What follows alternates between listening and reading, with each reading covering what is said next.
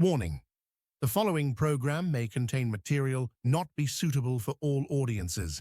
Listener discretion is advised.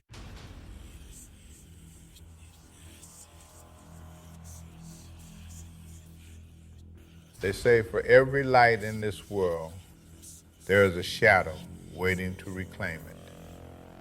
We've been told what to believe, what to fear, and exactly where the boundaries of real end. But tonight, we're crossing those lines. From the whispers in the attic to the lights in the desert sky and the entities that walk among us, we are stepping behind the veil. Transmitting from deep within the mountains of West Virginia, it's time to seek the truth. This is Let's Find Out with Diego. And now, here is your host, Diego the Podcaster. On this episode of Let's Find Out, our guest has dedicated his life to finding those answers. With over 30 years of experience, he's a medium, a trained demonologist, and the founder of KenTenn Paranormal. He's led more than 500 investigations across the country, armed with degrees in both parapsychology and theology. He's here to tell us about his latest journey and research with what is Resonant Energy Theory. Energy plus emotion equals impact. All this plus more. Please welcome our good friend and returning guest, paranormal investigator and author, Kent Wilson. Kent, my friend, welcome back to Let's Find Out. Thank you very much. It's a pleasure to be here. Man, it's awesome. I haven't talked to you. I was talking on the pre-interview. It's been about a little over a year. A lot of things have changed for both you and me from the perspective not only on research and the podcast and the books, but you've been doing a lot, my friend. And I was going to say, what have you been doing lately? But that's a very loaded question. So we're going to break it down here for a little bit, if you don't mind. And I believe during the time when I first spoke to you, you were either writing your first book or just finished and published it. And I think it's a great title for a book. And once I say the title, it's going to make perfect sense for those that hear it. Don't buy generic batteries, and it's probably not a demon. That last part, the most important part, because as you know, and people around in the paranormal community, the word demon gets tossed around like the word water or coffee. And I think it's great for the clickbaits and people to watch your stuff. But I think that once you break it down, you really find out it's not a demon. But what I'm going to do right now is, since we didn't talk about it last time, I'm going to bring this up here. So what's going on? When did you release this book? It came out in March. March is when it went, when it went on Amazon to be about board. And yeah, I mean, that's kind of like, it's like my memoirs. It starts back from, when I was 5 years old and I saw my first apparition to 12 years old when I went on my first investigation. And,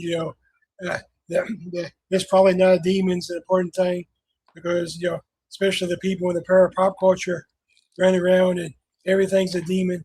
And if they actually ever saw a demon, they would piss their pants. I think I'm never going to say there's no such thing as a demon. I'm a trained demonologist under Bishop law. So that'd be kind of hypocritical for me to say that.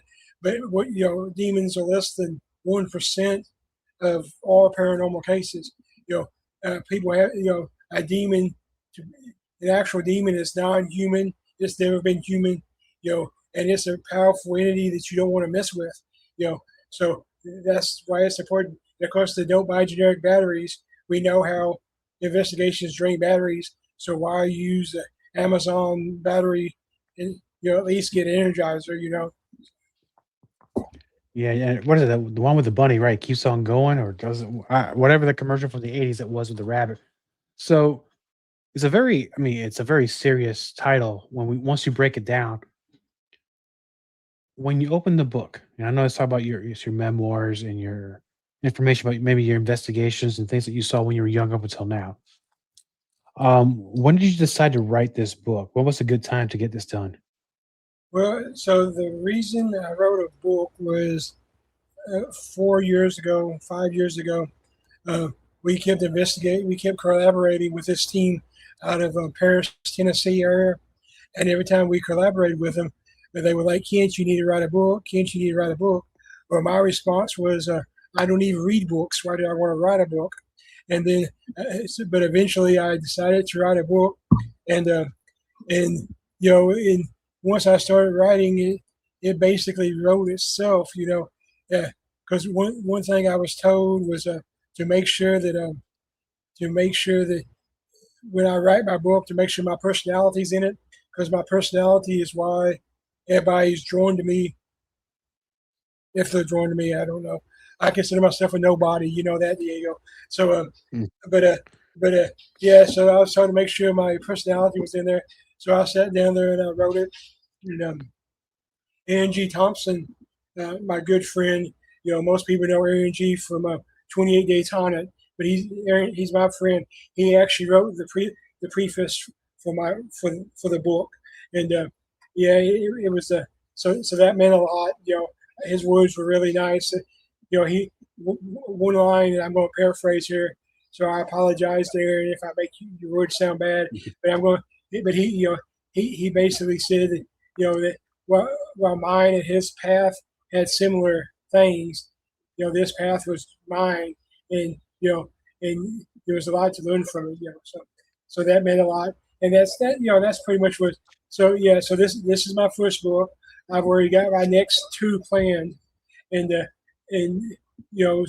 so it's kind of a series. The first one was kind of an introduction to me, and and the second one that I'm working on now, like we mentioned, when we was talking before we went live, it's actually my it's my passion thing, because I obviously with having degrees in theology, I think people realize that to me, Christianity and the paranormal field are intertwined. You can't separate them.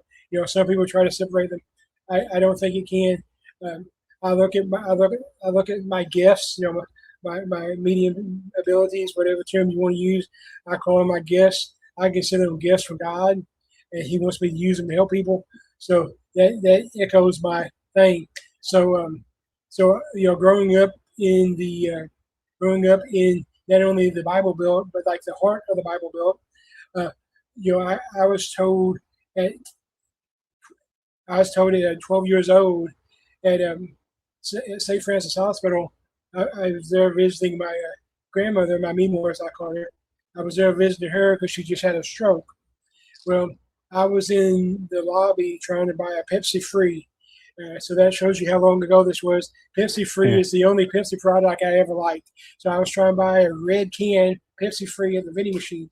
And this 60-some-odd-year-old lady that looked like Dale Carter from Give Me a Break walks up to me. She walks up to me and she tells me that she's like, you're going to hell and you're a tool of the devil. I'm like, okay, nice to meet you too.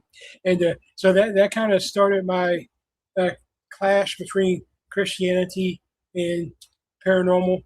And so it became a lifelong journey, So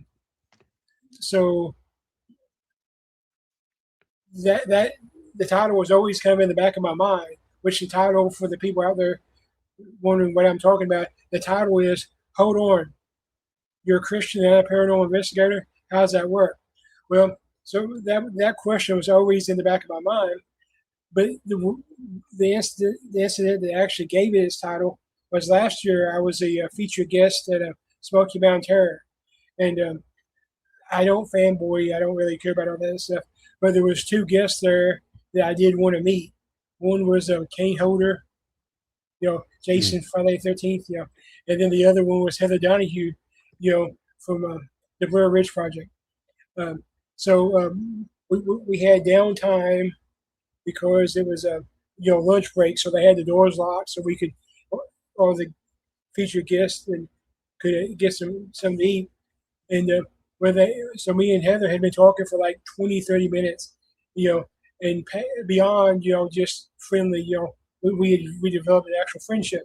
Well, her line was starting to back up, so I excused myself back to my table. And when I went back to my table, she noticed my tattoo, born again tattoo, and so she was like, "Hold on, kid." She's like, "Hold on." I was like, "Yes." She's like, "So you're a Christian and a paranormal investigator? How's that work?" So that became the title of the book. And I even sent her a message like a month ago and told her that I was using that as the title of the book. And she's like, "That's wonderful." She's like, I want to read it. So I was like, Inspiration can come from anywhere, and that's a good title for the book. And it's a fair question for those who are not, I guess, in the circles we run around with. It's pretty common, but for the general public, sometimes they can't put two and two together like that because they feel it might be a danger of mixing the two, which there really isn't. But let me walk back a little bit with the first book because one of the questions I was going to ask you is it's kind of a twofold question. What was the reaction when you released that book, both on the Christian side and on the secular side? so from the secular side, it was a very positive reaction. The Christian side, especially my close Christian friends, it was still kind of a mixed reaction. You know, thanks to the parapop culture, as I call it, we can openly talk about it more than we could back in the 90s and 80s. I even mentioned in my book back in the first book, back in the 80s and 90s. If I mentioned, I was a paranormal investigator, I was judged. Now I can be at Walmart and be wearing my KenTenn Paranormal shirt or whatever, and now they'll come up to me and they're like, "Oh, you mean like ghost hunters?" And then they're like, "My grandmother's house is haunted. I'm telling you." So that perspective has changed, but there's still some judgment there, and I actually got into a heated discussion. It was the argument because I knew the facts. But a heated discussion with a good friend of mine who is a Baptist pastor. He kept saying this and this and this, and I was like, hold on, before we continue, I want to make sure I'm going to probably make you cry, and I'm going to make you question everything you've ever believed in. So do you want to continue this conversation? And and so it's interesting because the first thing I say to anybody who tries to tell me that paranormal research is against the Bible, you have the Christians try to tell you, "Oh, the Bible doesn't say anything about ghosts, blah blah blah," and I'm like, okay, so let's take the Bible. I was like, let's take the Bible and discuss this. I'm like, so let's talk about Jesus. We all know who Jesus is, right? Our Messiah, Son of God. So there's two instances of the Bible, not one, but two, where Jesus identifies himself as "I am not a ghost." That was his specific words. So if there was no such thing as ghost, why would he say "I'm not a ghost"? He could have said "I'm not a Sasquatch." He could have said "I'm not Batman," but he specifically said "I'm not a ghost." And those two instances are important because the first one, if you remember, with Matthew and Luke, when he was walking on the water and he calmed the storms, the disciples were scared because they thought it was a ghost. And Jesus replied, "I'm not a ghost." The second time is even more important because the second time was after his resurrection. So we're talking about the third day he resurrects and he goes and sees the disciples. So he goes and sees the disciples. He meets Doubting Thomas and everybody. And when he gets there, he says, he says, "I am not a ghost. A ghost is not made of flesh and blood, as you see I am." So that's a very important instance and a very important. It's in red in the Bible, people. So so you can't have it both ways. If the Bible is the Word of God and it's in red, which means Jesus said it, it has to be. So that's the reason it's always been a passion thing of mine. And the fact that he used the terminology of ghost, he could have used anything else. Yeah. But Yeah, he could have used anything else. Right? And then if you want to enter demons into the picture, uh, if people remember back, Jesus actually encountered a demon when he was escaping from the crowd, and he found a crazy guy wandering the cemetery, and he asked the guy what his name was, and the guy said, "My name is Legion, because I am many." And then he cast out the demons into the pigs, and they all ran off the cliff. So again, Jesus encountered a demon. You can't have it both ways. And then another interesting story from the Bible that I like is, if you remember, there was a Jewish rabbi who tried to use Jesus' name to cast out a demon. And the demon looked at him and said, "I know Jesus and I know Paul, but who are you?" So, you can't just say Jesus' name and it worked. You have to actually believe. So, but a lot of Christians don't want to talk about that. They have their opinion, what they were always told, and when you try to present facts to them from the Bible, they're like, "Oh, that's not." I'm like, "Whatever." I'm like, I was like, maybe I'm just crazy, but I mean, I was like, I have 2 degrees in theology. I study the translations of the Bible. I study Latin. So I believe I can read the Bible pretty good. No, I think you're more perfectly qualified, at least more than me, of course. But it's one of those interesting things where, and I'm glad you brought that up about I know Jesus, I know Paul, but who are you? It's almost for those that perhaps go out there willy nilly and try to maybe cast out a demon or get involved in that kind of work where you're not fully trained or fully rooted in faith or in scripture. It kind of serves as a warning. Instead of you going out there messing around, just using Jesus' name like it's like a little magic name and everything will be cast out and okay, but not so fast. That's not how this works. It is a warning, and I tell people all the time, not just the demonic activity, but any kind of activity. If you don't know what you're doing, leave it alone.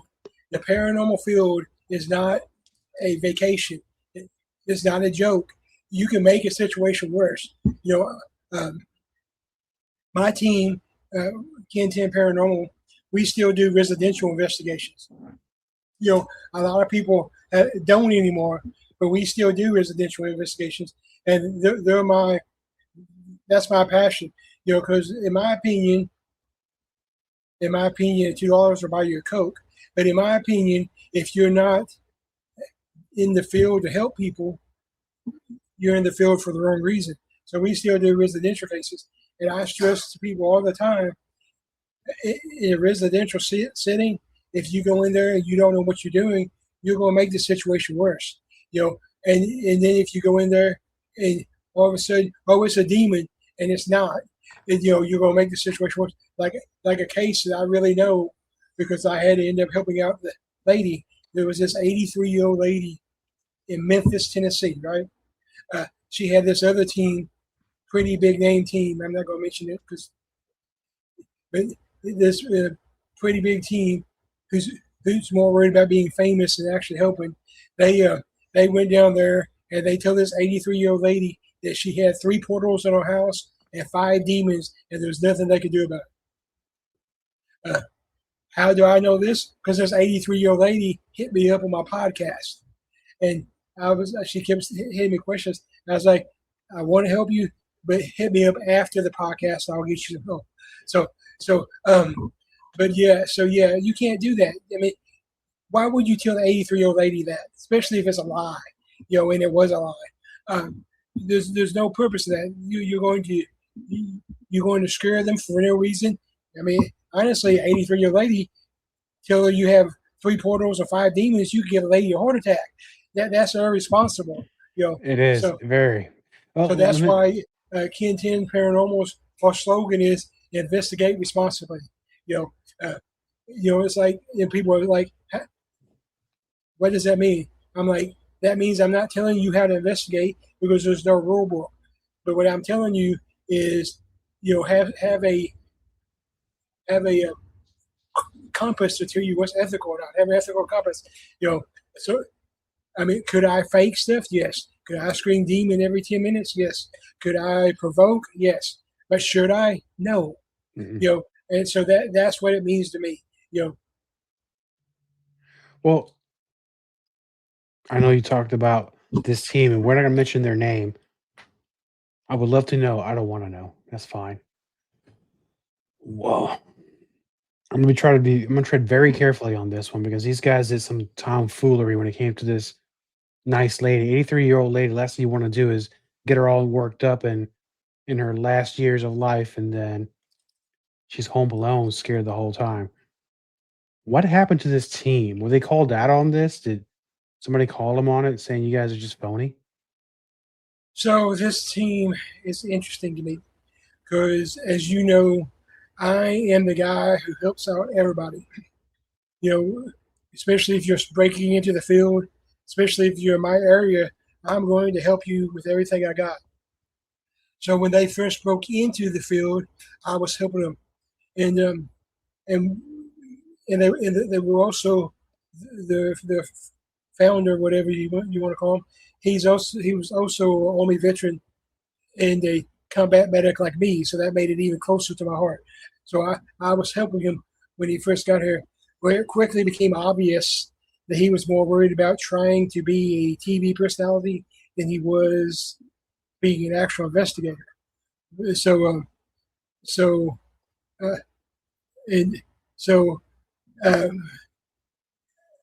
he's still out there, but I will say that everything comes full circle. There's locations now that he's banned from because of provoking and other things, and I'm talking about like some pretty big places like the Glen House, the Cape Girardeau, and so yeah,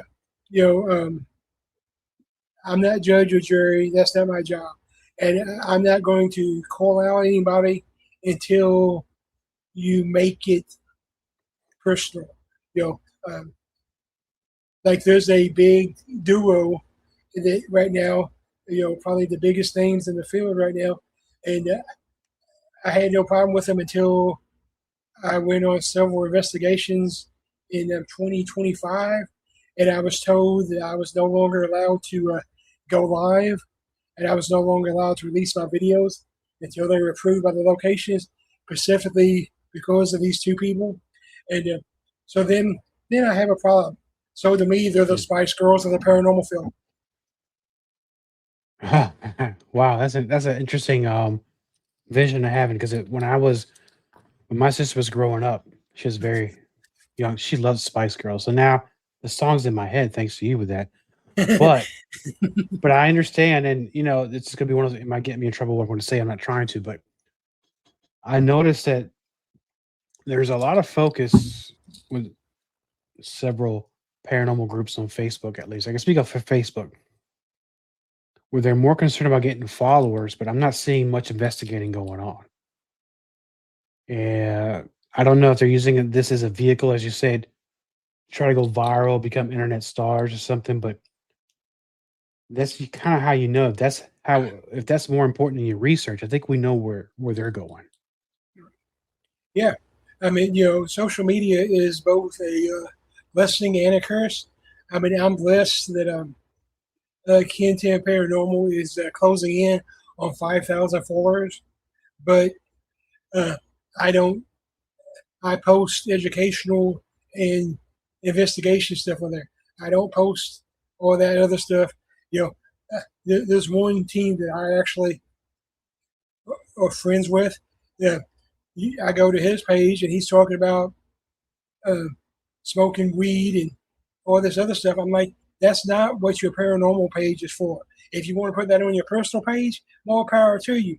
But that's, the paranormal page should be about paranormal. It should be about, to me, the goal for every paranormal investigator should be to find that breakthrough piece of evidence, not to self-promote, not to talk about smoking weed, nothing like that. It's about helping other teams, para unity. I hate that word because It doesn't exist mainly because there's no actual definition. But it's about helping each other out. It's about finding that breakthrough evidence. It's about, leaving the field better than it was when you came into it. And that's my goal. And I'm going to keep investigating as long as I can hold a spirit box in my hand. And yes, I do have the Sam and Kobe spirit box. And no, I don't like Sam and Kobe, but the spirit box is actually a good tool. I actually do like it. It's got a temperature read on there and all that stuff. So it's actually my backup spirit box, but it's actually pretty good. Well, let me ask you this: you don't have cheap batteries in that thing, do you? Nope, I have Energizer. No, man, I just had to get that in there. You set me up pretty well. There you go. The proof is in the pudding, Commercial, right there. Energizer commercial. I'm telling you, I get these from Ollie's, the Ollie's discount store. We have one down there. Yeah, 24 of them for $7. I spent a lot of money in that store. I just spent like $150 the other day. It's pretty easy to do. I go in there to get my coffee pods, the pods, and I always come out spending $150, $200. I'm like, how's that happen? Well, that's where the savings are. No, but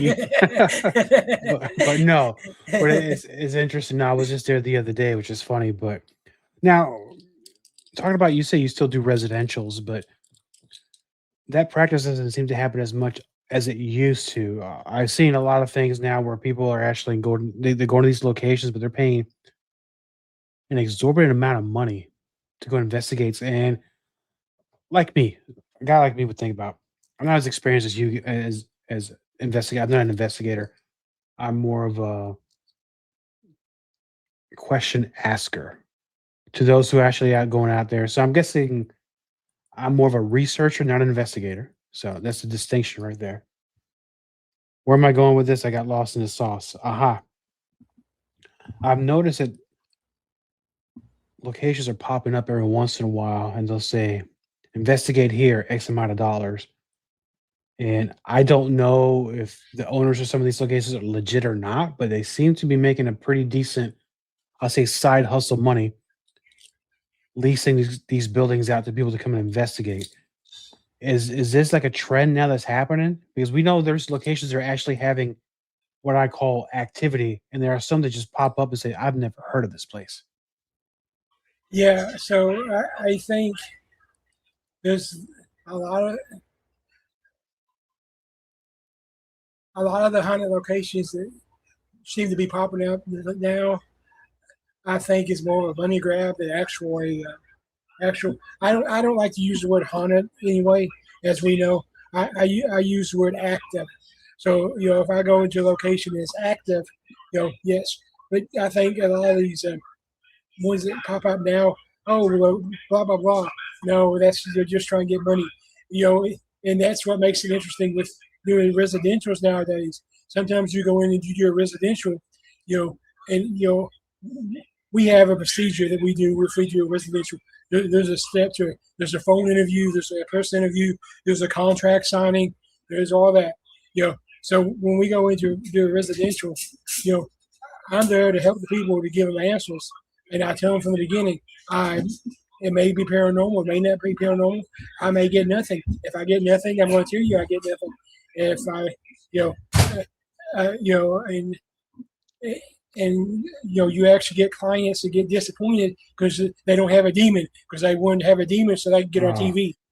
No, you don't want that in your house. No, and and that's what's wrong. That's one of the reasons a lot of teams don't do residential anymore. And the other reason is, unfortunately, the fact is, at least 50% of residential cases are more mental, more psychological than they are paranormal. So. And that's good in a way, because now you can pretty much decide: are we going to be doing a little extra on the spiritual side, or does this person need medical attention? Yep, and and that's the that's like our interview process. Our questionnaire that we have. The questions are not what's your favorite color or anything. They're in-depth questions. They're what's your what's your religion, what's your family's religious background, is there any drug use, any alcohol use, any mental health history. We have to deal with that because I'm putting my team in danger. So I have to know all the facts, and if I'm lied to, I just leave. And and we take it seriously. I mean, I carry insurance on my team, and everything. So it's not like they say there's no professionals in the paranormal field. That's not true. There's lots of professionals in the paranormal field because the professional just means they get paid for it. 98% of the professionals are full of shit, but they're all professionals. I also don't know if I agree with, people all the time say there's no such thing as experts in the field. I don't know if I agree with that. And I say that because I have a good friend, Robert Murphy, Elite Paranormal Society.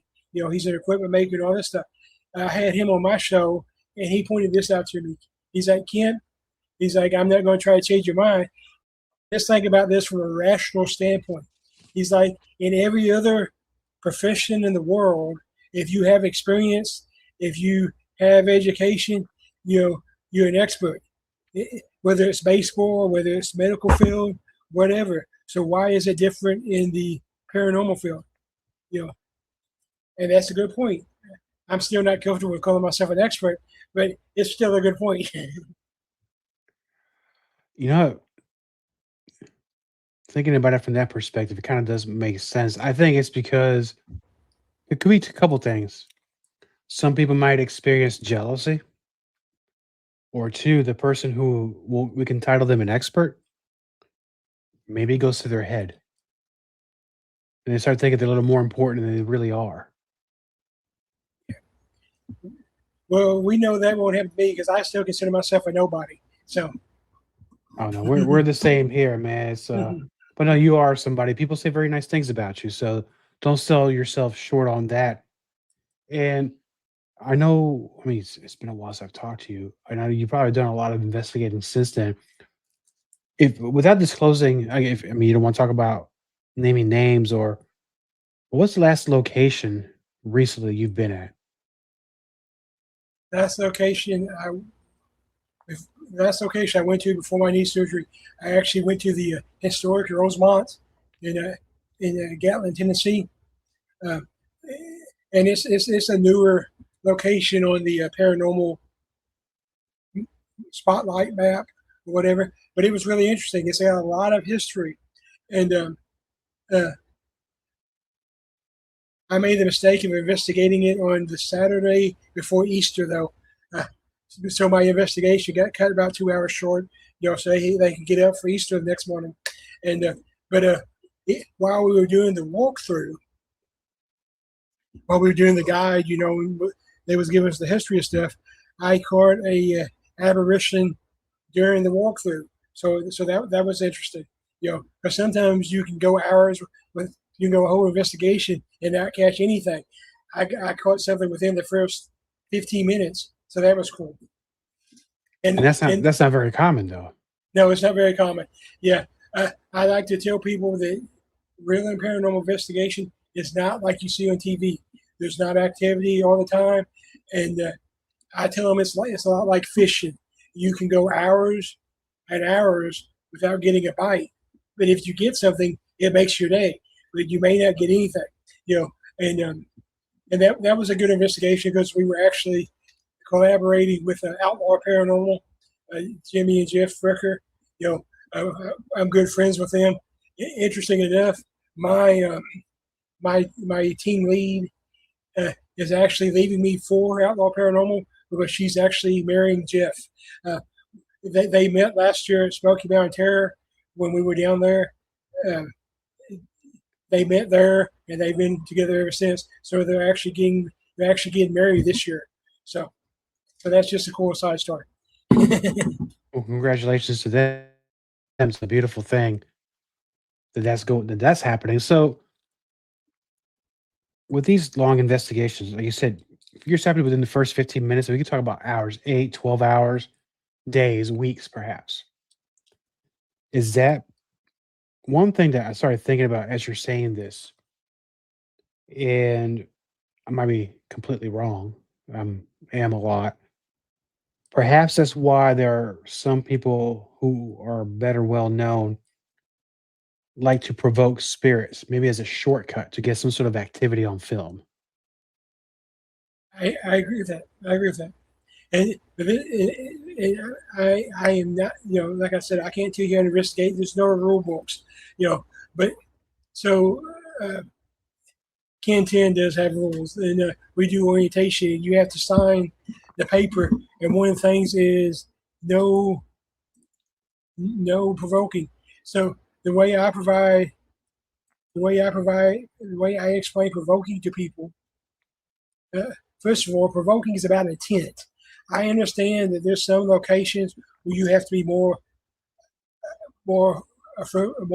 harsh. Like you can't go to Stony Brushy Mountain Penitentiary and be like, "Oh, please come talk to me." That's not going to work there. So I use that as an example because that's intent. So you may have to say, "Come talk to me. Talk to me now." That's not necessarily provoking. Provoking is about intent. So if your intent is to piss off the spirit or to get a reaction, that's when it becomes provoking. And this is what I tell everybody. So why am I anti-provoking? Because I wouldn't come to your house screaming at you and expect a positive response. So why the hell would I do it with a ghost when I don't know how powerful they are or anything else? Why would I do that? That's irresponsible. It is, and you've probably seen a lot of that. I have seen a lot of that, and I've seen a lot of people scratched and stuff thrown at them, and they're like, blah blah blah. I'm like, well, this diagnose why this happened. Let's break this down for a minute. Yeah, let's rewind the film and see exactly what you did to deserve what you got. Yeah, we're trespassing on their place. They were there before we were, so. To me, it's all about respect. You got to respect the location. You got to respect the land. You got to respect the living. You got to respect the living impaired. You got that's what I call them, the dead, the living impaired. So you got to respect everybody. And I understand that sometimes we are dealing with the dark entity, a malicious entity, and it may be hard to be respectful to them, but you still have to try. It's like the old saying, you get more with honey than you do with vinegar. You attract more bees with honey, that's what they say. Yep. Yeah. See, we come from the same era. I know exactly what you're talking about. So the sayings come straight to my heart there. So I know what's happening there. Now, you probably have hundreds or thousands of hours worth of film saved somewhere. And going backwards, you probably have it in VHS. You probably have it burned in a CD. You have them on what is it called? Well, on your hard drives, of course, portable hard drives or on your computer. Now, what's been some of the most interesting footage have you caught that perhaps you've gone through the film a few times, but then you pause it? No way! How did I miss that? Is there something memorable that you've caught? So, my current favorite experience, I have two that I like to share. One happened at Octagon Hall in Franklin, Kentucky, and we were there investigating, and we were actually doing a basic EVP session in the basement, in where they turned into the family library, and then we were just doing a basic EVP session, and something told me to look up, and when I looked up, I saw an apparition of like an 8-year-old girl. Usually apparition's just there and then it disappears. This apparition was pacing back and forth in front of the stairs, and I actually caught it on video for 38 seconds. And It's a long time. It was a really long time, and I tried to debunk it. That's the first thing I did. I got up from the EVP session immediately. I started turning on lights. I started walking the perimeter, seeing, maybe it was call lights hitting this is 2:00 in the morning in the middle of nowhere in Franklin, Kentucky. There ain't no call lights, and the way the building's designed, it's designed as an octagon. Nothing's going to reflect that way. I couldn't disprove it. So it's still one of my favorite pieces of evidence. You can actually go on my TikTok, or KenTenn Paranormal's TikTok page, and you can watch the video. Or you can go on our YouTube page and watch the full highlights of the investigation, which is the way you want to do it. Either way, like us and follow us. But and then the other one I like to tell is I always do a birthday investigation every year. My birthday's in January, so sometimes it's interesting because there's a lot of snow out there. In 2025, my birthday investigation was at the mysterious Monroe House in Indiana. So my birthday is actually January 19th. So the investigation was on January the 18th because that's a Saturday. So at midnight, when it officially became January 19th, I decided to do a solo session in the basement because the basements were, the demonic, malicious spirit is. So I'm down there, and I got my Apple box, and I got my Paratech, and I will video in it, spirit box, I got all that stuff. So I just start talking to the spirit, and the reason I listed all the equipment I had is because I like when I have multiple pieces of equipment that agree with each other. That's when I might have something. A REM pod going off may just be a REM pod going off. But if you have a REM pod going off and you have a spirit bear going off, you might have something. So anyway, so I'm down in the basement and I'm talking to the spirit, and I'm like, did you die here? Just a simple question. And the Apple box said yes. Okay. So I was like, okay, did you die in the house? Because at Anderson, at the Monroe House, that's an important question because I really don't know why it's active. I don't know if it's the property. There's theories, but I don't really know. So I was like, did you die in the house? And it said yes. I was like, okay. I was like, thank you for that. Let's talk about how you died. I'm like, did you die? Were you physically killed? Were you beat to death, strangled? So then it said no. I was like, okay. I was like, were you killed by a weapon? Were you stabbed, shot, beat with a bat? It said no. I was like, okay. I was like, okay, I'm a little bit confused here now. I'm like, you said you died in the house. Yes. But you wasn't beat to death or physically killed. Yes. I'm like, okay, so let's try this a different way then. I'm like, can you tell me how you died? And then on the Paratech, I got fire. And I thought that was interesting because I never mentioned fire. But if you know the history of the Monroe House, there was multiple fires. So I like that piece of evidence too. And then, one that I like to tell people about too is the Anderson Hotel in Kentucky. You can't investigate anymore, but it became famous because it was on a TV show back in 2013, and they claimed that the ghost there bites you, and I wanted like Chris Jericho. Chris Jericho has been there. The first thing I'd like to point out with that location is, to me, the first thing I have to point out is it's called the Anderson Hotel. But we're not talking about like a Hilton or even a Motel 6. We're talking about a transit hotel. For the people who don't know what a transit hotel is, that's a hotel where like construction workers come and stay at, people without a home come to stay at, drug addicts come to stay at, that kind of place. So that's the first thing people have to understand. The second thing people have to understand, they wanted it violently haunted. And I say this because you go in and there's 5 verified deaths there, whether it's by suicide, murder, whatever. There's 5 verified deaths there. And when I verify a death, I do it through coroner's reports, police reports, and newspapers. I don't just take the person telling me word for fact. I actually research it. So of the 5 verified deaths there, they still have 3 bloodstained mattresses. Then they have a bloodstained bathtub, and then they have the other room. The guy lived there, and he's actually a malicious spirit. He lived there, and he ran prostitutes in and out of the hotel, and he lived there. And he drank himself to the point that he hung himself in the closet, and all of his liquor bottles are there. And they encourage you to bring him a liquor bottle, bring him a bottle of liquor. We did not do that, so provoking.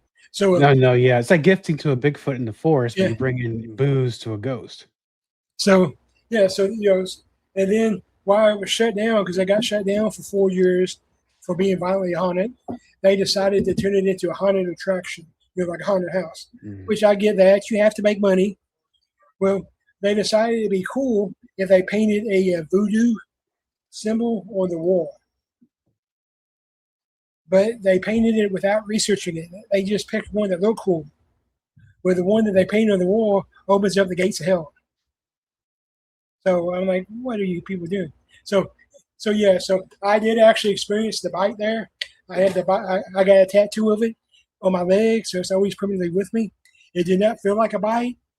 It felt like a really deep Indian burn, like you used to get in elementary school. Yep.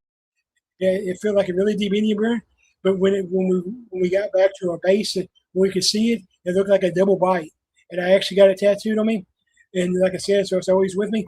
And then the story was confirmed to me by Daryl Munson, from Ghost Hunters, when he was on my podcast, because he had been there too. So we were talking about it, and he said the exact same thing happened to one of my crew members. He's like, Indian burn on his calf. He's like he left. He never came back. And interesting. Is it paranormal? It's not normal, so therefore it's paranormal. I think it meets every definition of paranormal, especially after what you just said there in that home. And no, I mean, it's. I'm sure you're not the only person that has a story like that from there. You just mentioned somebody that you knew that had such a experience as well. Now, I know we're coming up on the hour, and I know that. Yeah, I saw that. No, and that's fine. We're here because something very interesting. I want to bring it up right now because during the pre-interview, we touched on it. I'm very interested in this. So let's talk about your working theory. What is resonant energy theory? And All right. Energy plus emotion equals impact. So this theory has been on my mind for a long time because, we have activity in cemeteries. We have haunted objects, and there's no rational reason for them to have spirits. No, I mean, a cemetery, nobody died there, nobody lived there, so why would they be there? An object does have a soul, so it can't be possessed or haunted. So why is there activity there? So my theory kind of started. I kind of took a bunch of different older theories and combined them and then further them. Starting with stone tape theory,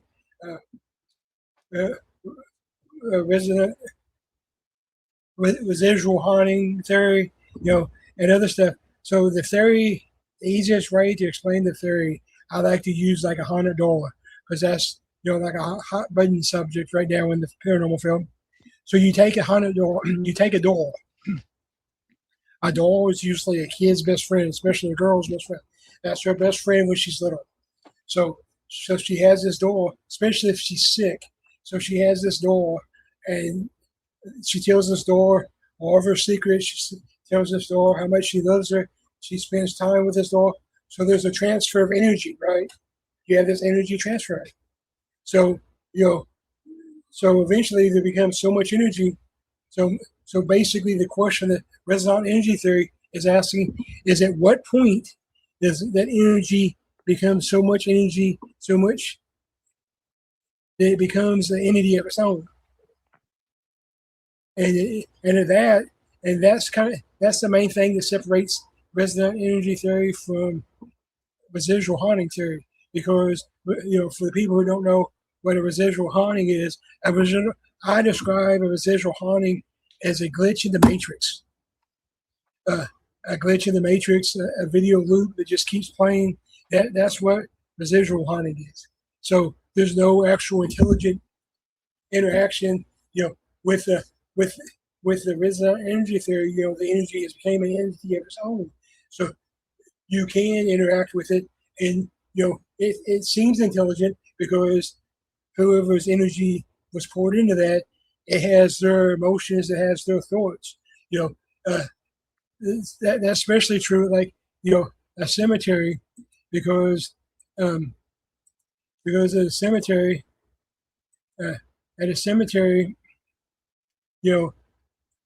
nobody, like I said, nobody lived there, nobody died there. There's no reason for it to be there.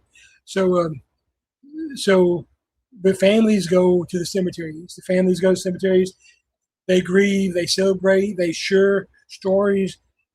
So all that energy, all that emotion pours into it, becomes an entity of its own, and of course it retains the memories of whoever it was told. So that's how you get mom over there. Oh, I know, I talked to my son Billy. No, you didn't talk to Billy, but you talked to an entity that can impersonate Billy. So that's what we are, Resonant Energy Theory. So in a way, so if we're talking about dolls or any kind of object, is there a particular type of object that would be easier to be inhabited by something, or call it like a man-made ghost? Because if you're putting that energy towards this object, it might take life of its own. So is there any preferred types that work best? Well, I mean,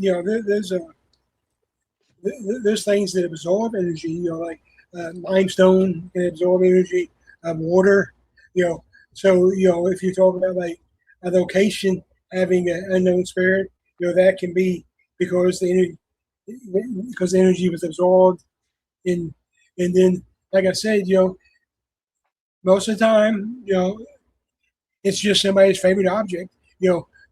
Um, Doors are most common because doors are the most common kids' favorite object. But I've seen hats.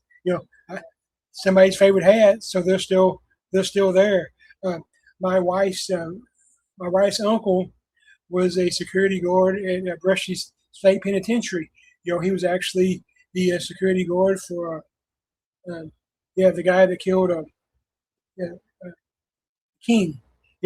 And so maybe I got one of his shirts. Maybe there's energy attached to his shirt from all that. Anything can actually be a conduit. I'm not going to say a portal because no, but it can be a conduit. It's just, the key is not the object. The key is how important it was to the person it belonged to, how much emotion, how much energy they put in there. Do you own any such items in your home? I own some. I actually own one of Uncle Terry's shirts, like I said, and then I have the strange. I think it's strange. I like it though. The strange collection of bricks from the locations I've been to. I got a brick from Waverly Hills. I got a brick from Bobby Mackey's. I got a brick from Brushy. I got a brick. I try to get one from everywhere I go. So, and then my favorite brick is actually from not a famous place at all. It's actually from a place that was destroyed by the tornado that came through here 5 years ago. But it was the oldest building in the county and the oldest known haunted county.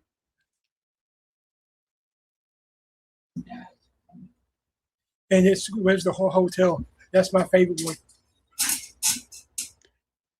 And by having these items around your area, has there been any activity that can attribute to it? Oh, there's one. That's the one for the hotel. Yeah, so that one is kind of odd because, like we were talking about off the camera, so they tore down the building because it couldn't be fixed. So, but where did the energy go? So when I got that brick and I brought it home, I felt the presence of a lost soul, like a wandering soul that didn't have a home anymore. And that's the sad fact. where do they go? So I actually coached the spirit into going back to the land. I was like, the brick wasn't your home, the land was your home. So, and that's just like Bobby Mackey's. I mean, I'm not a big Bobby Mackey's person. To me, it's the most overrated place there was. But that's just another point. But that's just like, they tore down Bobby Mackey's as opposed to Bobby Mackey's was a portal to hell. So if it was a portal to hell, where the hell did the demons go? I have no answer for that because I wouldn't know how to answer it. That's what I'm saying. So they're either still with the land or they were never there to begin with. Those are your two options. I mean, or here's the third option: they're waiting for some poor schmuck to rebuild something on it, and then. So I'm not getting into the whole Bobby Mackey thing, but I'm telling you, there was an article written probably a decade ago, a published article that actually talked about the substance and alcohol abuse problems of the owner at Bobby Mackey's, and about him inventing about him believing in it being haunted so much that that's why it became haunted, which is an interesting theory. I mean, that's kind of like Resonant Energy Theory. You believe in something so much, you transfer energy. So eventually, I'm not saying that can make demons. Come on now. I mean, those are actually rules of demons, people. These little teenagers running around in their tight pants, 20-year-olds running around in their tight jeans, if they actually ever saw a demon, would piss themselves. There's actual rules of demons. So stop saying demon. I'm done. You have to buy a spare pair of jeans after you see one, for one of two reasons. We'll go into that some other day. But my friend, this has been entertaining as always. Now, for the magic question, for our good friends, listeners of Let's Find Out, they want to learn more about you, your investigations, your book, your theory, and the book that's coming out soon. Where can they go find out? So to find out about KenTenn Paranormal, you can follow KenTenn Paranormal on Facebook, TikTok, or YouTube. You can like my personal page, Kent Wilson, to keep up with my books, my appearances, my Resonant Energy Theories updates. You can contact my agent if you want me to come be at your event. The podcast, you can go to Paranormal Addicts Podcast on Facebook or TikTok. We're live during season 3, we're live 2 Thursdays a month. Then season 4 kicks off in January with Bill Murphy. And in season 4, we'll be on Sundays. And we're live on YouTube and Facebook. And then the next day on everywhere you podcast. Everywhere. So and then I stay very active. Yeah. Right now I'm inactive because of knee surgery. But starting in August, I am heading to Smoky Mountain Terror, Investigation, West Kentucky Point Memorial Expo, Rock Island Expo, Investigation. I'm ending the year in one of my bucket list locations, the Hinsdale House. Excited about that. So yeah, just KenTenn Paranormal or Kent Wilson on Facebook are the easiest place to find us. And I actually my current newest project is I actually have some paranormal equipment coming out. I have my own line of REM pod based equipment. It's actually called Not a REM pod. And Not a REM pod technology by Costronics, Chaos by Kent. They're going to be under $50, and they're going to be available by the end of the month. So, get you one of those because it's important to me. It's important to have quality equipment affordable for investigators. I don't think it should be important how much money you have and how good of an investigator you are. I don't think that should be a question. When I started out with a tape recorder, one of the big Casio ones like you got in the library. I started out with that, a flashlight, and a notebook and pen. So it's not about, honestly, I think one of the issues with the paranormal field right now is investigators rely too much on equipment. But so affordable equipment, we have not a REM pod already. We're getting ready to have not a K2 meter. We're getting ready to have, we're going to keep everything affordable. We're going to have not a flex thermal imager, so everything's going to be $100 or less. So check that out. Perfect. And I know that once that comes out, I don't want to go another year without talking to you. Let's bring you back on the show here in a few more months. Your new book should be out by then. Your line of equipment should be out by then. Let's talk about it, and let's see how it works. And let's talk more about, well, I'm sure you're going to be out there investigating as well. Let's see what happens afterwards and bring you back. Sounds good. Copyright Diego the Podcaster. All content for Let's Find Out is the property of Diego the Podcaster and is served directly from our servers with no modification, redirects, or rehosting. All celebrity impersonators are paid performers. The impersonated celebrities do not endorse or promote any views or opinions expressed by our guests, Diego the Podcaster, or Let's Find Out. The information shared on Let's Find Out with Diego is provided on an as-is basis, with no guarantees of completeness, accuracy, usefulness, or timeliness.